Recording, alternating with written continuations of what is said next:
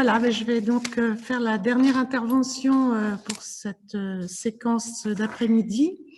Et puis ensuite, nous aurons droit aux questions. Voilà, donc moi, je parle de ce qui concerne davantage mon champ de compétences, c'est la communication. Et évidemment, je ne vais pas revenir sur tout ce qui a été dit depuis ce matin et que je partage totalement. Quand on parle de l'importance du plaisir, de la surprise, du changement, c'est tout à fait juste. Quand on parle des observations croisées, de l'expertise de la famille, je crois que c'est vraiment indispensable de s'en convaincre et de donner une vraie place aux familles, familles parfois élargies, quand on s'engage dans ces démarches d'évaluation et évidemment de facilitation. Je partage aussi l'idée qu'il n'y a pas de normes et qu'il n'y a en aucun cas à situer un âge de développement, parce que ça, je pense que c'est tout à fait dramatique. Et heureusement, nous nous en sortons. Et insister aussi sur le fait que le temps des personnes polyhandicapées n'est pas le nôtre, tant pour réaliser certains apprentissages que pour essayer parfois de répondre à ce qu'on attend d'eux, à une demande qu'on leur pose. Donc, pourquoi évaluer? Parce que c'était quand même une grande discussion que nous avions tout au long de la préparation de ce colloque. Faut-il évaluer? Avons-nous le droit d'évaluer? Ça pose effectivement des problèmes éthiques. Mais je pense que si on évalue, on peut davantage s'adapter aux démarches de communication d'une personne polyhandicapée. C'est tout l'objectif. Voilà, alors il va encore refuser de passer à la suivante, le voilà. Alors, mes postulats de départ, je pense qu'on les partage. Si on est là, c'est qu'on les partage. C'est que d'abord, tout être humain communique, même si cette communication n'est que non verbale. Et c'est là, je crois, où il faut vraiment se convaincre que les postures, les attitudes, les mimiques, les regards, les cris, les vocalises sont des démarches fondamentales de communication pour les personnes polyhandicapées et qu'elles doivent donc être relevées, on doit leur donner sens. Et une autre conviction, un autre postulat, c'est que tout être humain est capable d'apprentissage et quel que soit son âge. Et on a vu tout à l'heure à quel point pour les personnes polyhandicapées, c'est plus vrai encore que pour les autres personnes. Alors, pour illustrer le propos, plutôt que de reprendre, je disais ce qui a déjà été très clairement et très précisément dit depuis ce matin, je voudrais illustrer par une vignette clinique l'importance de l'évaluation et de ce qui peut en découler.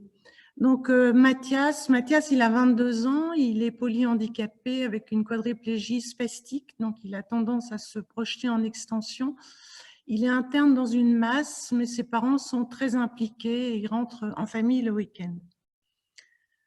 Le premier regard, eh bien, on constate que Mathias a peu d'autonomie motrice, qu'il n'a pas de langage oral, qu'il fait peu de demandes et qu'il a peu d'interactions réellement identifiables, au moins quand on ne le connaît pas vraiment bien. Et on me dit, il apprécie la balnéo et l'équithérapie. Son histoire institutionnelle, il est entré en IME à 9 ans et l'équipe était formée au PEX. Mathias, pour autant, ne manifestait aucun intérêt pour les images. Alors, mise en difficulté de l'équipe, comment allons-nous nous y prendre? Faut-il continuer ces essais? Une hypothèse, peut-être que ces difficultés sont liées à ces difficultés motrices. Alors, on lui propose une tablette numérique. Ça ne marche pas, alors on lui propose un ordinateur avec un contacteur. Pour autant, Mathias reste apathique. Et finalement, ces essais qui ont duré quand même plusieurs années amènent quoi? Amènent un vécu d'échec. Et l'équipe s'essouffle parce que on a beau faire de multiples efforts, ça ne marche pas. Les parents sont déprimés parce que c'est de nouveau un vécu d'échec et un vécu qui s'ajoute déjà au vécu précédent. Et puis Mathias, que peut-on penser de ce qu'éprouve Mathias? On en a parlé tout à l'heure, je crois que c'est Régine qui disait est-ce que pour lui, ça n'a pas été une perte de temps? est-ce que ça n'a pas été perçu quelquefois comme un peu d'acharnement? C'est une grande question. Et puis, il arrive en masse, il a 20 ans. Donc, bien évidemment, toujours premier regard, on se dit il a un vrai intérêt pour la balnéo-l'équithérapie, donc ça lui est proposé comme activité. Et alors, au niveau de sa communication, et là, j'ai le discours qu'on a quand même encore trop souvent, il est gentil, on le comprend. Oui, mais on comprend comment et que s'est-il réellement exprimé. Donc, finalement, on décide une évaluation. Il a maintenant 22 ans. Alors, l'évaluation, je crois qu'il faut resituer ce que c'est qu'une évaluation. Là aussi, dans la préparation de ce colloque, finalement, je suis un petit peu revenue sur des termes que je pouvais utiliser. Qu'est-ce que c'est réellement qu'une évaluation? Et on y travaille aussi à la CNSA actuellement, avec Bruno Paulet en particulier. Moi, je crois que c'est vraiment une mise en commun de bilans médicaux, de bilans paramédicaux et psychologiques éventuels, et surtout, peut-être pas, parce que les précédents sont importantes aussi, mais des observations de l'ensemble des aidants, avec à la fois les parents et l'ensemble des aidants professionnels. Des observations de situations écologiques. On est dans le quotidien. Tiens, est-ce que ce jeune reconnaît son prénom? Ah oui, on s'en est rendu compte à plusieurs reprises. Ça, c'est une situation écologique fréquente, répétitive. Et puis en situation provoquée. Situation provoquée, évidemment, est-ce qu'il peut pointer sur une image? Je ne le saurais que si je l'ai mis devant des images et de manière régulière. Voilà, donc des situations directes, d'observation directe et d'observation indirecte. Cette évaluation, elle nous oblige à prendre le temps. Il faut du temps. Ce n'est pas un moment T où on décide de se mettre autour de la table. Il faut se dire, eh bien, on va se donner, et moi souvent je propose 1 ou 2 mois d'observation avec répétition de situations, de manière à avoir une idée un peu plus précise de ce qui est vraiment, de ce que vraiment la personne comprend ou exprime. Et puis je pense qu'il faut des outils parce que sinon ça reste très intuitif. Et donc je crois qu'il faut des questionnaires, des grilles, un peu comme on a vu tout à l'heure dans le CP. On a des grilles et ça permet de s'interroger réellement et de se poser des questions qu'on ne se serait peut-être pas posées sans avoir ces grilles. Alors, à chaque fois, il me... Voilà, alors les résultats d'une évaluation, ils sont quantitatifs, peut-être. Quantitatif, c'est aussi un terme sur lequel on pourrait revenir, parce que le quantitatif ne veut en aucun cas se référer à une norme. C'est vraiment, est-ce que cette personne a cette compétence? Est-ce que cette compétence n'est qu'émergente? C'est-à-dire, cette personne peut le réaliser de temps en temps. C'est un peu le concept de zone proximale de développement qu'évoquait Yannick Courbois ce matin. Ou est-ce que c'est véritablement déficitaire et ça le reste, même si on multiplie les expériences? Donc, quantitatif, oui, pour situer les compétences et les émergences, mais surtout qualitatif. Et ce sont vraiment les observations de chacun qui vont permettre non seulement de dire ce que la personne sait, ce qu'elle comprend et ce qu'elle exprime, mais comment elle s'y prend. Parce qu'évidemment, les stratégies sont déterminantes si on veut ensuite les respecter. Les compétences, l'idée d'un relevé de compétences, c'est que ces compétences doivent être connues et reprises par tous. Donc, tout aidant doit en être informé et régulièrement revenir sur ces compétences et les utiliser. Les émergences, pour moi, c'est la base du PIC, du projet individualisé de communication, comme ça a été indiqué dans les recommandations de l'HAS. Voilà. Et les émergences, c'est ce qu'on a constaté, par exemple, là j'ai une jeune dont les parents disent, eh bien, à la maison, Oui, oui, elle sait, elle a une bonne attention conjointe. L'interrogation, c'était sur l'attention conjointe. Elle a une bonne attention conjointe. Dans l'établissement, non.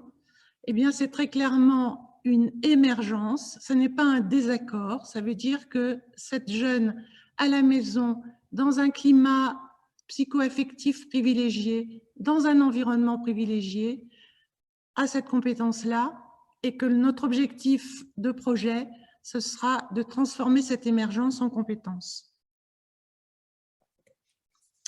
Excusez-moi, j'ai un problème avec le passage des diapos. Voilà. Non. Alors pour Mathias, si je reviens à Mathias, quel va être son projet individualisé de communication? Pour moi, les préalables incontournables, ça a aussi été évoqué à plusieurs reprises ce matin, c'est l'installation et l'environnement. L'installation qui doit être une installation la plus confortable possible. On sait bien quelquefois que la douleur est chronicisée et compliquée, mais en l'occurrence, la Mathias semble souvent douloureux. C'est important de varier ces installations et de choisir les moments opportuns pour lui proposer une activité. Pour lui, c'est plutôt le matin ou en début d'après-midi. Mais de trouver aussi le moment opportun pour évaluer. Parce qu'évidemment, s'il est pris dans son inconfort ou dans sa fatigue, eh bien, il ne donnera pas le maximum de ses potentialités. On a constaté aussi qu'il aime être installé devant une tablette échancrée avec une bonne flexion de tête. On va donc privilégier cette installation et s'installer face à lui, et toujours un peu plus bas que lui.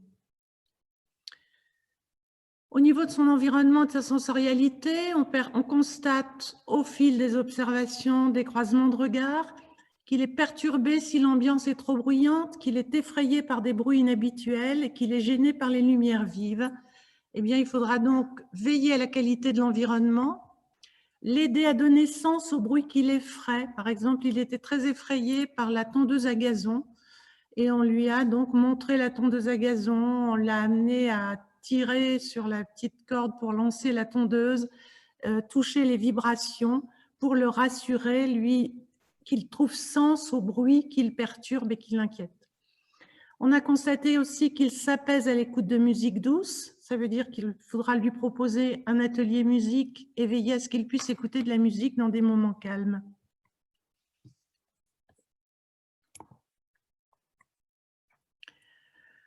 Au niveau de sa compréhension, sa réception et sa compréhension, on constate qu'elle est essentiellement contextuelle, c'est-à-dire que sa compréhension verbale, elle existe, mais elle se limite à quelques phrases habituelles, très, très courantes, très concrètes. Par contre, il commence vraiment à bien comprendre des situations contextuelles si elles sont ritualisées. Par exemple, il comprend qu'on va se coucher parce qu'il y a le rite, on lui montre son pyjama, on lui sort son petit doudou auquel il tient beaucoup, et très clairement, il comprend que c'est le moment d'aller se coucher. Le projet, eh bien, on prend en compte ce qu'il comprend par le contexte, par les mots, et on va verbaliser ces situations de manière à essayer de passer d'une compréhension contextuelle à une compréhension verbale. C'est un pas à la fois. On va aussi ritualiser d'autres situations, comme un retour à la maison, une activité qu'il apprécie, de manière à l'amener à une meilleure compréhension de situation. Il comprend aussi quelques intonations. Quand elles sont bien marquées, on va essayer d'amener de nouvelles intonations et utiliser les intonations connues pour les sémantiser. Il faut donner sens. Et puis, on sait aussi qu'il est très sensoriel et qu'on va peut-être pouvoir, en multipliant les redondances, par exemple, on était sur certains fruits qu'il apprécie, une orange, eh bien, on la voit, on la touche, on la sent, on l'épluche, on la goûte. C'est ça aussi, passer par les sensorialités de manière à apporter un maximum d'informations pour qu'un nouveau concept émerge. Au niveau expressif, il a des mimiques expressives, comme pour exprimer par exemple la faim, la soif, la fatigue, la douleur. On lui propose des photos de lui-même avec ses mimiques et on les propose à l'ensemble des aidants de manière à ce que tout le monde donne le même sens à ces mimiques. Et on met évidemment toujours des mots sur les mimiques. Il reconnaît des photos à condition, comme c'était dit aussi tout à l'heure, des photos de ses proches et de son chien. Mais si ces photos sont grandes, si elles sont colorées et si elles sont posées sur un fond contrasté. Et ça, ça n'est qu'une évaluation très précise qui nous a permis de le constater et qui nous a permis donc de lui proposer à la fois ces photos et un petit cahier de vie avec des situations qu'il vit avec ses proches et qui permettent de le restituer dans sa vraie vie, dans son vécu. Et ce cahier de vie, il a pour lui pris une importance tout à fait considérable. Il refuse de quitter son cahier de vie. Et puis les parents de Mathias nous disent, on a l'impression qu'il dit oui en bougeant son pied gauche. Alors ça, c'est vraiment une émergence. En général, les parents ne se trompent pas. Ils sont très intuitifs, ils ont une bonne connaissance de leur enfant. Et là, je crois qu'il faut vraiment qu'on multiplie les situations, qu'on prenne le temps d'observer avec beaucoup d'acuité. Est-ce qu'on a un petit mouvement du pied? Évidemment, pour ça, il faut poser des questions fermées sur des sujets qui l'intéressent, de manière à obtenir réellement ce oui. Dans tous les cas, on verbalise ce qui est fait, ce qui est exprimé. On associe toujours des gestes simples à ce qui est verbalisé, à ce que nous verbalisons, de manière à toujours apporter des redondances. On modélise en utilisant systématiquement les démarches que l'on propose. Si on pense que cette personne pourra utiliser un geste ou une photo, eh bien c'est à nous d'utiliser le geste et la photo, de manière à ce que la personne perçoive que c'est comme ça qu'on communique. Et puis, je crois que ce qui est aussi très important, c'est que pour chaque moment du quotidien, tout aidant doit être informé des besoins, des goûts, des stratégies que ici Mathias utilise pour montrer qu'il a compris ou pour les exprimer. Et ça, c'est vraiment tout à fait important de trouver des outils qui permettent à chacun de bien identifier et de bien connaître la personne dont il s'occupe. Et puis évidemment, ce qu'on a déjà dit et à plusieurs reprises, respecter le temps nécessaire et prendre en compte toutes les démarches, même si elles ne sont que non verbales.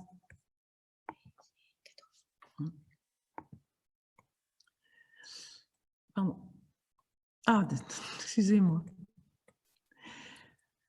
Alors, pourquoi évaluer? Peut-on évaluer? Je pense qu'effectivement, il faut évaluer pour s'adapter à la personne concernée, lui proposer les attitudes, les activités, les outils, il n'y a pas que les outils, qui lui correspondent à un instant T, de manière à ne pas se contenter d'un nursing et ne pas proposer non plus d'outils inadaptés. Pourquoi évaluer? Pour que chaque aidant prenne en compte et à tout moment les compétences de la personne concernée et pour qu'on aide à cette personne à révéler ses potentialités, à progresser en pas à pas. Je crois que ça a été plusieurs fois aussi évoqué et moi je m'appuie volontiers sur un auteur canadien qui s'appelle Rigal qui indique que tout apprentissage se réalise dans une interaction permanente entre capacités intrinsèques, motrices, sensorielles, cognitives, relationnelles et apport environnemental. Et qu'on pourrait peut-être dire que maturation et stimulation adaptée égale nouvel apprentissage, maturation sans stimulation égale perte de compétences, stimulation sans maturation égale perte de temps, voire acharnement. La CAA, ce n'est pas une affaire de spécialistes. Les regards croisés sont indispensables tant pour une évaluation que pour faciliter cette communication. Elle ne peut pas se limiter à l'utilisation d'un code, quel qu'il soit. Elle est toujours multimodale pour les personnes polyhandicapées. Et puis, si vous me laissez encore juste une petite minute pour vous montrer Christophe. Christophe, ça dure 30 secondes, ça va être très rapide. Christophe, il a fallu attendre, pardon. On a attendu qu'il ait à peu près 35 ans. Je l'ai rencontré aux femmes de Calais et vraiment, j'ai été très admirative justement de cette capacité à croiser les regards et à à observer Christophe et à trouver ses stratégies. Et donc, vers 35 ans, si mes informations sont bonnes, on s'est aperçu que Christophe pouvait dire oui avec la main, mais regardez ce tout petit geste et le temps qu'il met pour dire oui. D'accord. On va vous filmer et on va regarder le carnet de bord ensemble. Vous êtes d'accord?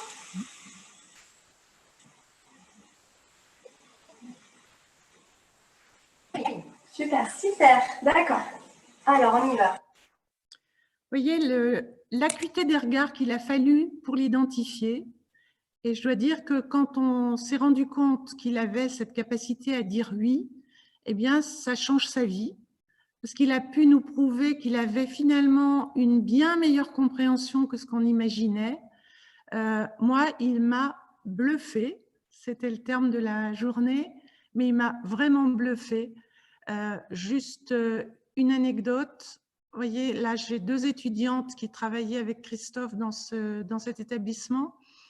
En fin d'année, j'ai remercié les professionnels qui les avaient accueillis de cet encadrement. J'ai invité l'ensemble des professionnels à venir à leur soutenance de mémoire en faculté de médecine de Lille, qui était une soutenance publique. Et très honnêtement, il ne me serait pas venu à l'idée d'inviter Christophe, qui était avec nous autour de la table. Et le temps que les professionnels me disent « bah oui, moi je suis OK, je vais venir », eh bien Christophe avait eu le temps de lever la main pour nous dire oui. Et donc j'ai dit à Christophe « mais attends, tu nous dis quoi là? Tu veux venir à la soutenance? Oui. Et tu as compris ce que c'est? Oui. Et alors c'est Lille alors que toi tu es à Calais? Oui. » Et donc la psychologue qui était avec nous a dit bah, alors il va y aller. Et Christophe est venu à cette soutenance de mémoire et c'était honnêtement un très grand moment. Je vous remercie.